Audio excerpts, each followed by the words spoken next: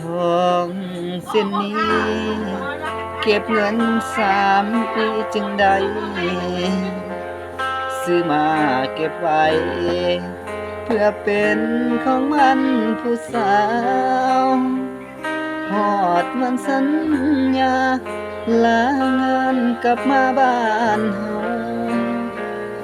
น้ำตาพังยาวหูข่าวว่าน้องแต่งงาน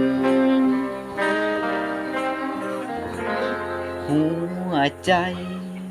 สถานอายมาบ่ทันใจเจ้า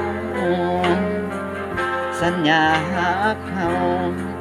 จบตอนน้องเข้าพาควังอายคือน้ำตาเป็น